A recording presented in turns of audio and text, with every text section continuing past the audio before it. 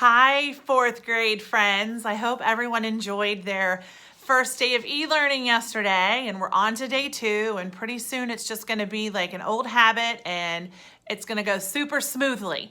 I think you guys did a great job on your work. I looked through everything. A couple of you, I had responded in your emails where there were just a couple of little mistakes, but nothing major, and overall, fabulous job for the first day. But happy St. Patrick's Day. So today is Tuesday, March 17th, and I hope you're wearing your green so that you won't get pinched, because I know I have on my green, because trust me, my kids would pinch me if they had the opportunity to do so. I'm going to read to you today. We're on chapter 23 of Coyote Sunrise. So I hope you enjoy. Let's find out if Lester gets Coyote where she needs to go. Chapter 23. It was dark, and I squinted when the headlights from an oncoming car flashed into the bus.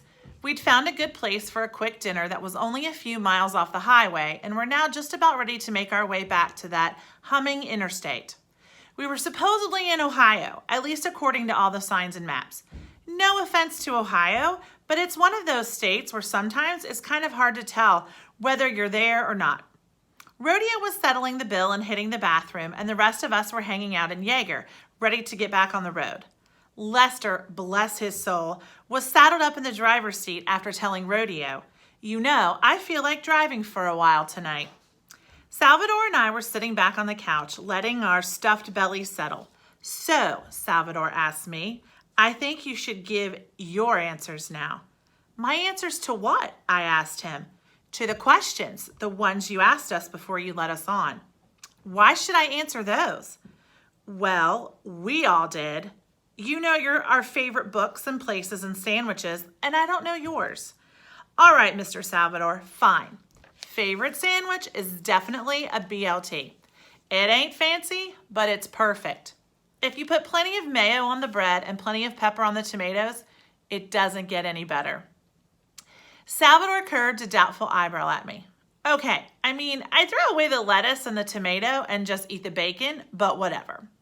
"Well then, you're an idiot, Salvador Vega. It's the balance that makes it so great." "I don't want balance on a sandwich, weirdo. I want cheese." "You're not allowed to argue with the answers. You asked me my favorite sandwich, not yours. Don't mansplain my own sandwich to me, or boysplain, I guess." "What's mansplaining?" Mansplaining is when a man explains something to a woman like she's an idiot when really he's the idiot. It's a thing. I read about it in the Times. Rodeo makes me read the New York Times front to back anytime we see it for sale, so I'm generally super informed about most of the important things going on in the world. It's a blessing and a curse. There are a lot of awful things going on in the world. "Fine," Salvador conceded. BLT it is. "Okay, best book is easy too. The one and only Ivan, hands down. Fantastic." "I haven't read that one." "Well then, you're gonna.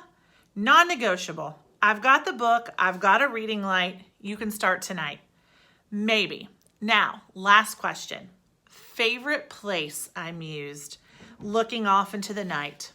Funny, as many times as we'd asked other folks that question over the years, I'd never really thought about my own answer for it.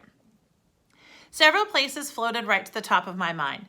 Sampson Park, of course, the very place I was headed.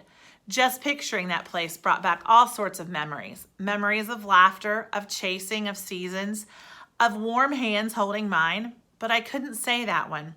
I couldn't make my very favorite place be a place I hadn't been to in 5 years. A place that was about to get bulldozed into oblivion. Too sad. I thought of my grandma's house with its cozy library and huge comfy couch and bunk bed in the basement. Well, it used to have a bunk bed in the basement. I guess maybe it didn't anymore. No need for it. I thought of my own bedroom in our old house, the room I'd shared with Rose, the room that had a fish tank and our scribbled pictures taped to the wall and the giant stuffed bear in the corner. No, I couldn't pick any place that I wasn't allowed to ever go to again. Also, just too sad. It was a tough question. With me and Rodeo, places weren't places we loved. They were places we just passed through and left in our rear view mirror, like people. I looked up at the ceiling, thinking, and then I smiled. because I was looking at my answer. I'm not going to tell you, I said, and when Salvador opened his mouth to argue, I held up a finger and continued. I'm going to show you. Remember when you very first saw rodeo? At that moment, the man himself came bounding up the bus stairs and patted Lester on the shoulder in the driver's seat and flopped down into one of the seats. I jumped up and said, "Rodeo, permission for a ride in the attic." I pointed a thumb at Salvador, with a wingman. Rodeo squinted out the window. I knew he was checking to make sure we were within his very strict attic rules. "It's dark," I said. "Pitch. And we got like 5 quiet miles to the highway, all on back roads." Rodeo pursed his lips, then shrugged, then flicked his chin at Salvador. "Check with his mom. Tell him the rules. Be safe." "Got it." I filled Salvador in on what was going on, and his eyes lit up, and he begged his mom and eventually got a yes. And next thing you knew, I was pulling down the rope ladder from its hooks by the hatch of the roof. It was back by the curtain to my room, and we'd painted clouds on the ceiling all around it so that when we opened it during the day, it looked like sunlight shining in on a cloudy day. "Keep it below 35, Lester," I heard Rodeo saying from the front as I clambered up the swinging rungs.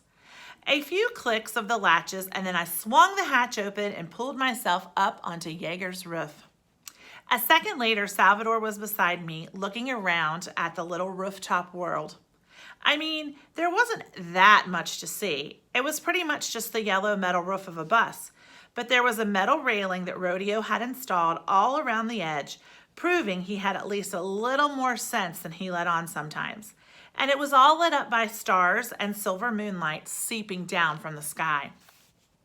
"This is cool," Salvador breathed, crawling to the edge to peek down at the ground. "Yeah, this is the attic. We eat up here sometimes, or hang out. Sometimes we even drag our blankets up and sleep out here." Beneath us, Jaeger's motor rumbled into action and Salvador's eyes went wide. "Come on," I said, and he followed me at a careful crawl up to the front of the bus. I lay down on my stomach with my fingers on the front rail, and Salvador settled in beside me. Are we really gonna ride up here?" He was acting all tough, but I smiled because I could hear the nervousness in his voice. "Sure, but we never go fast, and it's only on little roads with no traffic, and it's not scary at all. You'll see. The rules are easy. No standing up, knock 3 times on the roof if you want to stop. That's it, all right?" Salvador breathed through his nose and nodded fast like, "Yeah, sure, obviously I ride on top of the buses all the time. What's the big deal?" He still looked scared, so I decided to share one more thing with him. Besides my favorite place in the whole world, I leaned in close so our faces were almost touching, and I said, "You can shout secrets." "Huh?" "Once we're moving, with the engine roaring and the wind and everything, you can shout your secrets. Just shout them out at the world or up at the moon or into the wind, and no one will hear them." Salvador swallowed. "Why would you do that?" Because it feels good. To say stuff you normally can't, to shout the truth. Sometimes I just shout names. "Whose names?" he asked, but he asked it quiet and serious and in a way that kind of told me he already knew the answer. "Their names," I whispered. "Up here I can say them. Up here I can shout them." Salvador nodded. "So," I said, looking away from his eyes, which looked like they were very close to feeling sorry for me, which would be a broken promise, "feel free to shout a secret if you want to. No one will hear you." "You'll hear, Coyote." I looked back at him and grinned. "Yeah, but I won't tell." He smiled back, and then we started moving. Slow at first, but faster by the second. We turned out of the little diner parking lot and onto the 2-lane road, and then we were really starting moving, and the wind pushed our hair back and blew tears into our eyes, and Salvador tightened his grip on the rail and lowered his body even farther. 35 miles an hour didn't seem like much when you're in a bus, but I'm telling you, it feels like something else altogether when you're on a bus. I turned my head to Salvador, and he was smiling big, his teeth shining white in the moonlight. "You gonna do it?" I hollered. "You first." All right, all right." That secret shouting thing, that was personal. I'd never shared it. So yeah, I was a little nervous. Come on, Coyote. I was shaking. I'd never really had a friend before, maybe, and I'd never shared my favorite place with anyone before, maybe, but both those new things felt like good new things, so I figured maybe I had room in my life for even a little more courage. I wriggled up my knees, still holding the rail with both hands. The wind whipped through my hair and I narrowed my eyes against the rushing air. I looked up from the glare of the headlights to the softer light of the stars up above. And I thought of my big sister, the sister who helped me learn to write my name and who let me crawl into her bed when I was scared at night. I breathed it all in, the wind, the stars, the memory, in one big breath, and then I threw my head back and let it out. Ava! I shouted. Ava!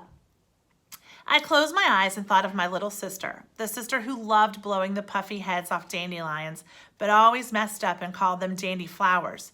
The girl who cried whenever I got in trouble, even if she was the one who told on me. And I sucked in another breath and then let it out too. Rose! I hollered into the darkness, into the world, into my memories. Rose! I didn't have to even try to remember my mom. Didn't have to work to bring up a memory of her. She was always there, smiling, waiting. I could feel her fingers on my forehead, brushing my hair out of my eyes and tucking it behind my ears. Mom! I yelled, pushing past the break in my voice. I love you, Mom!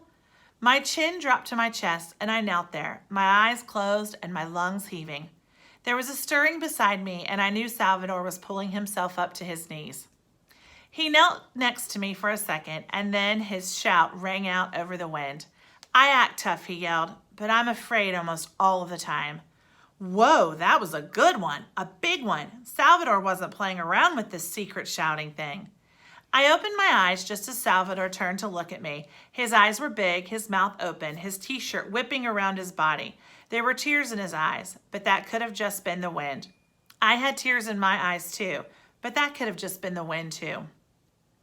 We both looked so darn serious, shouting on our knees into the night on top of a moving bus. Every once in a while in life, you kind of zoom out and see what you must look like from outside your body. We looked ridiculous. I mean, we looked awesome, but also ridiculous. I laughed, a big golfing sort of laugh. Salvador's eyebrows dropped for a second, but I think he realized pretty quick that I wasn't laughing at him or his secret. Then he laughed too, a real wide-mouthed, shoulder-shaking sort of laugh. He leaned over, bumping me in the shoulder. I bumped him back. We both faced back toward the front. I miss my family, I shouted at the road up ahead. Sometimes I cry at night when my mom is asleep, Salvador screamed. Our shoulders were pressed together. I want to go home, I hollered. I miss my friends, Salvador shouted. I don't have any friends. Oops, my mouth snapped shut. I hadn't planned on sharing that particular secret. I may have gotten a little carried away. Salvador's head turned toward me, but I kept my eyes straight ahead. He looked at me for just a second, then he looked forward again. And he shouted, I really want Coyote to be my friend. My throat went tight and my stomach went all topsy-turvy. I blinked extra hard. Salvador waited, then looked into my face. I had a hard time meeting his eyes. So, he shouted right into my face like I couldn't hear him, and then he added, will you? And I laughed, and then I screamed right back into his face. Well, I won't not be your friend. And he laughed too, and then he yelled into my face, good enough. And we both laughed and dropped back onto our stomachs, and then somehow, without saying anything, we both rolled over onto our backs and lay there, looking up at the starry sky. Thank you, Salvador said in a not shouting voice, his eyes still on the sky. And I wasn't even sure what he was thanking me for, but I wasn't raised in a barn, so I just said, you're welcome. But then that felt weird, so I also said, thank you. And he said, no problem. He's all right, that Salvador. More than all right, maybe. But the next day, I had to say goodbye to him forever. So that's the chapter in our book. Hang on one second, folks. Tell Sophia her pizza's ready, please. Sorry, we had some housekeeping things to do. Sophia's making a pizza and it's ready. And this is Gia, my little rotten Gia. She's gonna go tell Sophia that her pizza's ready. Speaking of, what are you guys having for lunch today? I'm not used to having to make lunch at home. Usually Miss Sherry and Miss Jane do that for us. So now that I've become the breakfast, lunch, and dinner chef, it's kind of crazy thinking of something to do.